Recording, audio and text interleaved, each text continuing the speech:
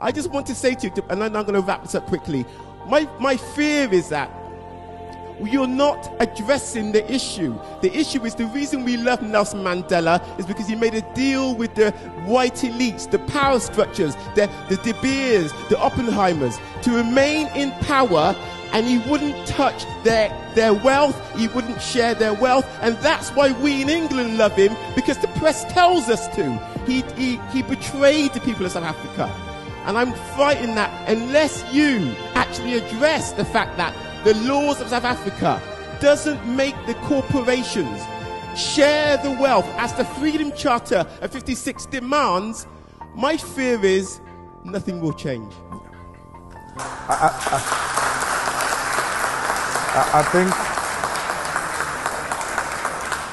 I think you captured it very well. There's no any better explanation than the explanation you have given. The deviation from the Freedom Charter was the beginning of selling out the revolution.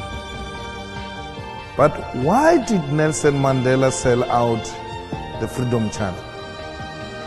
When Nelson Mandela returned from prison, he got separated with Winnie Mandela and went to stay in a house of the rich white men. He was looked after by the Oppenheimers. Nelson Mandela used to attend the club meetings of those white men who owned the South African economy at the time. He stayed in their complex. He stayed with them. He stayed in one of their houses.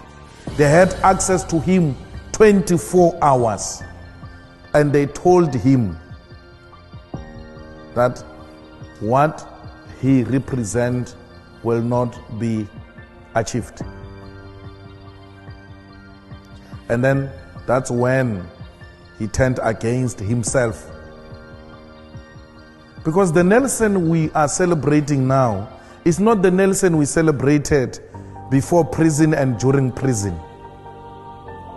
It's a staged, managed Nelson Mandela who compromised the fundamental principles of the revolution, which are well captured in the Freedom Charter. The EFF subscribed to the Freedom Charter. The Freedom Charter has got a detailed explanation of how everything else is going to be achieved. The Freedom Charter is the Bible of the South African Revolution. Any deviation from that is a sellout position. So, unlike Nelson Mandela, we're doing what Nelson Mandela didn't do. We are happy he ushered in. We normally don't use those phrases like Mandela sold out. And we are being too harsh, man. He was too old, he was tired. So he had to give in on some of the things. So he left it to us. We have to take it up where Madiba left it. And that's why Madiba said the struggle is not over. Madiba knew that there is an element of economic freedom that must be ushered in to complete the revolution. Madiba knew that political freedom is incomplete without economic freedom. So I wouldn't sit here and say Nelson sold out. I will say Nelson took us to a particular extent and then left it there for us to take it over. And we are here now.